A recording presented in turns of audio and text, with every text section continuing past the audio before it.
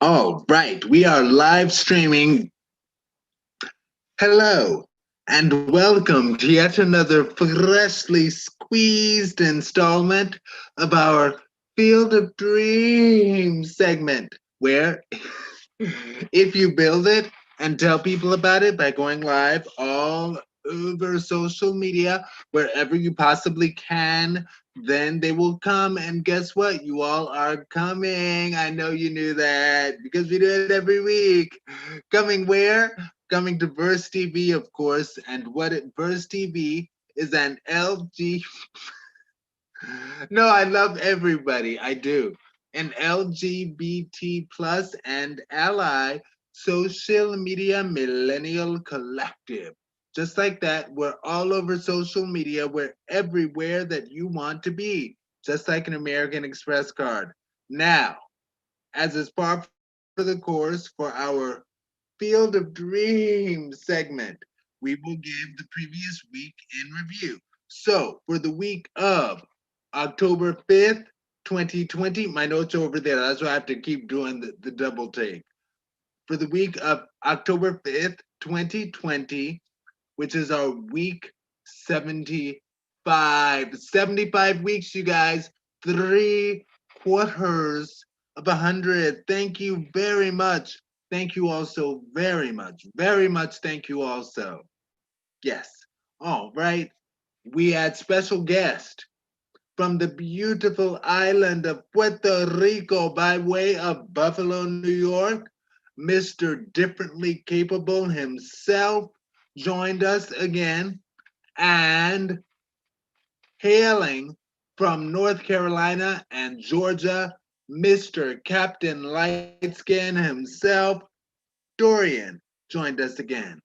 Now, on the Homos Talk Show podcast edition, which is on iHeartRadio and Spotify and Amazon Music Podcast and SoundCloud, and we also live streamed it. We talked about the Daily Mail's Windy Chats, how Mariah Carey used a wind machine in her interview with the beautiful Trevor Noah. Yes, Hunty, he is fine. Anyway, yes, how she used the wind machine, and that, in my mind, when I read that article, I was like, it just reminded me of Patti LaBelle. And years ago, I saw her in an interview or something, and she explained, honey, whenever I go out, I always make sure that I am dressed to the tens with my high heels and everything. And I know my Patti LaBelle impersonation is horrible. Sorry, but yes, she said she's always dressed to the tens. And that made me ask the group, how important is it to you to always be dressed to the tens? She said even when she goes to Walmart, she makes sure that she is dressed to the tens. And I get it, and people in Verse TV got it as well for her, because it's like there will be people will be like, I want photos. And then if somebody gets a bad photo, they'll be like, ooh, this is how Patti LaBelle looks every day of the week, 7 days a week, 700 days of the week. Patti LaBelle looks like this one bad photo that I took with her. But that's how it is when you're in the public eye. Even Troy spoke about that. He was like, I don't want to be out and have to tell people no photos, no photos. He said, because he's not like that, you know? So that's why he makes sure that he's dressed when he goes out. And other people were like, I don't have to dress when I go out. I know that I love dressing to the ones when I go out. I stay dressing to the ones. Anyway, yes, we talked about that. We also talked about diversity for profit. Now, that was from the previous article, was from the Daily Mail. This article is from Rolling Out Magazine, and I called what we talked about it diversity for profit. In that, Mm. And I've done this video like 3 times, and now this is the first time that it's actually kind of hitting me like, well, there is some significance to it.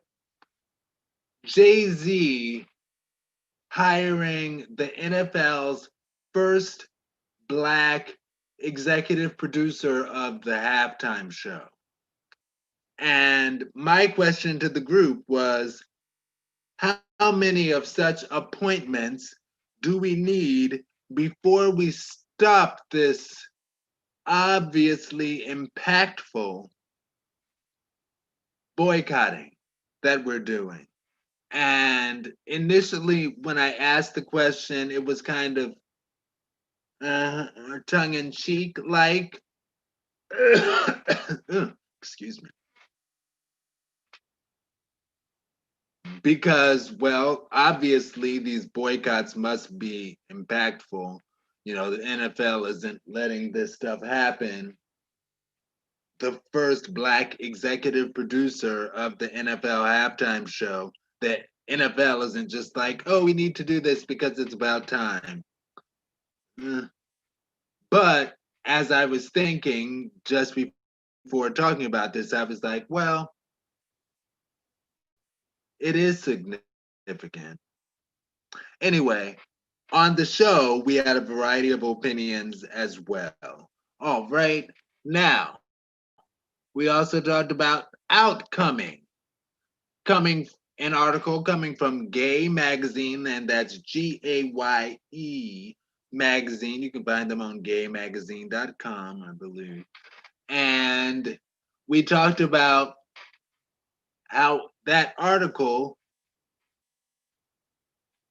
discussed, I think that's correct, discussed how the brat came out with her relationship with BB Judy. I follow her on Instagram. Hey, BB Judy, and how the brat's sister, oh man, tell me why the name that comes to mind right now. I'm just messing everything up. The brat's sister, nope, not Loretta Devine. Anyway, how the brat's sister, who is Lisa Lisa Ray, man, I had her name totally right the previous bunch of times that I did this. I forgot it now, but I think it is. I think her name is Lisa Ray. I love her. I love them both. Are you kidding me? But how that's it. It is Lisa Ray. How Lisa Ray was not pleased with the fact that the brat came out on social media before talking to her about it and telling her sister that she's gay first. And we talked about how that's real for some people. There are some friends that we have in the LGBT community. Happy National Coming Out Day, by the way, y'all. It was yesterday because it's after midnight. But there are those in the friends of the LGBT community who might be and have been upset about the fact that their LGBT plus friend did not tell them about their LGBT life first. There are people who are like that. And as I said that in one of the previous recordings, I mentioned the fact that I am happy, very happy, that my mom was the first that I told of my LGBT status. And I told her before she passed away. I'm so grateful for that. That's just me. All right. Now, we also talked about from NME, I think .com, the side of justice in relation to Meg the Stallion's performance on Saturday Night Live, in which after her performance, she explained, demanded that we need justice for Breonna Taylor and so many others. And she even played like some Malcolm X stuff. And I felt that Breonna Taylor was very brave, and hats off to her for using her first appearance on Saturday Night Live, introduced by Chris Rock, as the opportunity to make such a statement. I thought that was very cool of her. All right. Now, for the Homos Talk Show, YouTube, YouTube, and podcast, but we stopped live stream for this. We talked about the homos porn addiction. And what I wanted to know, I innocently wanted to know, when does it cross the line from being a porn enthusiast to being a porn addict? You know, I wanted to know. That was the question. So, afterwards, Joy dug deeply and got all of the tea from Dorian, Captain Lightskin himself, and we also uploaded part 3 of 6 of our Coastal Extremities special mini series, in which we have 2 independent black male voters with very different perspectives, both in California but on opposite ends of the state, hence the name Coastal Extremities. Get it? Extremities. They're on different extremes of the state. Yes, okay. One's in NoCal, one's in SoCal. We had Anthony Cherry, King of Hair in SoCal, and we had Graffiti Blue, gblue.com in NoCal, sharing their opinions on politics. And again, it's a 6-part series. We uploaded part 3, moderated by Harlem's own Troy Weeks Music. It's up now. Everything is up now. Podcasts, YouTube videos, social media, everything up now. I like that when you do the clap. Mm-hmm. Yes, up now. Check us out. Hashtag BERSTEAB. And next week in our Digital Tea studios, we have special guest, the Chicago author himself, Rocky, returning, and special guest, singer, rapper, just all around musician, Ty Mitch is in the house. You do not want to miss a single moment.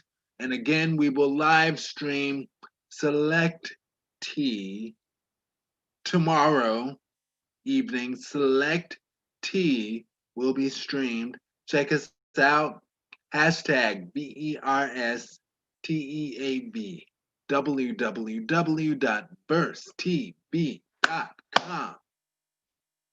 Bell, subscribe, dingle, dingle, dingle. Talk to you later, social media world. Peace. Stay blessed. I also wanted to, as I've done in the previous videos, give a shout out to my Nigerian brethren who obtained some victory in their battle against SARS.